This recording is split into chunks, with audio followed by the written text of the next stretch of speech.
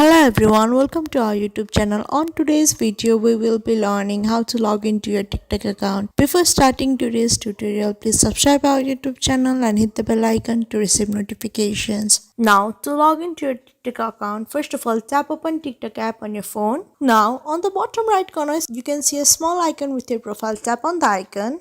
Here, you can see a option to log in or sign up. Tap on the option.